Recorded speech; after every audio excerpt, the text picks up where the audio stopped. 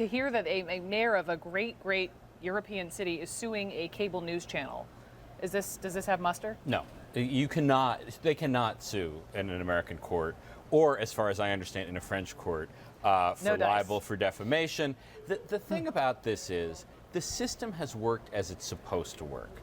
The marketplace of ideas has succeeded. Fox News has been embarrassed, humiliated, is a joke in France. They have apologized. The courts don't need to get involved here. The system worked. Let's keep the courts out of it. We'll get to the joke in Paris in a minute. We have some video that we'll share. But to you, I mean, is this a cable news channel that apologizes very often?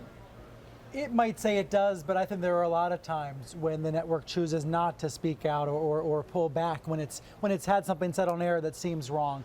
I think other channels more frequently apologize, and that's why this was so notable to see 4 in a row on Saturday. And maybe that's because this was so far beyond the pale. There's really just no evidence to back up what they were talking about. And if there was, their reporters could go out and find it and then show it to the audience. This might have been a case where they were relying too much on talking heads they were bringing in from the outside and not enough on their own reporters. Listen, this isn't just Fox News Channel. We heard from Bobby Jindal, the governor of Louisiana, talking to Wolf Blitzer about this just yesterday, talking about these no-go zones. This is what he said.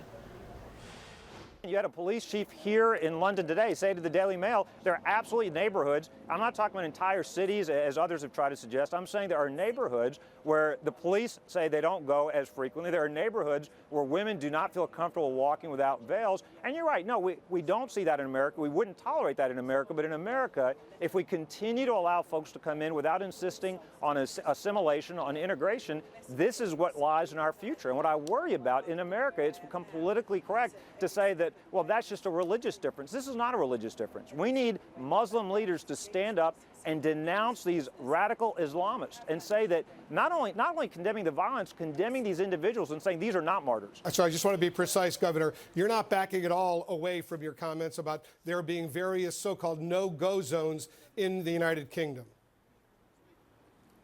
Not at all, and I'm also making a bigger and maybe even more controversial point that radical Islam is a grave threat. We need Muslim leaders to denounce the individuals, not just the acts of violence, and also that it is absolutely correct to insist on assimilation, to insist that people coming into our society, into our country, adopt our values. So tell the people what you were just saying while you were watching him. When people worry about conservatives choosing their own news and liberals choosing their own news and only believing what they want to believe, this might be what they're talking about. I don't want to be presumptive about where he's getting the information, but it's right-wing media outlets that have pushed this narrative about no-go zones, which really exists to depict Muslims as the other. More objective news sources have been pretty clear that this does not have a lot of merit. You're being way too nice. I mean, look, you know, Daniel Patrick Moynihan, the great senator, used to say, you know, everyone's entitled to your own opinion, but you're not entitled to your own facts. There are not no-go zones in Paris. There are not places where the police don't go.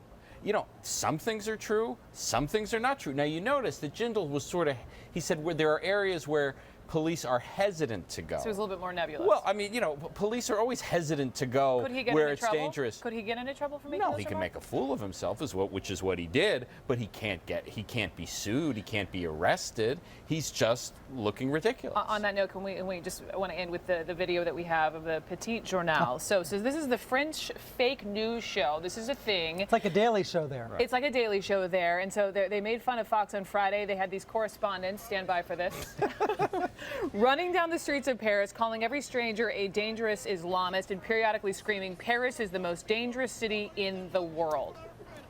Brian Stelter. This is the best solution to bad journalism like what we saw on Fox. And this, you know, it speaks for itself. By the way, CNN was once sued by a small town in Brazil, but CNN won that case. So there's maybe precedence for this sort of behavior from a city or a town, but it's never succeeded. Final thoughts, Mr. The system Toobin? works. People respond in the appropriate way. The courts don't need to be involved.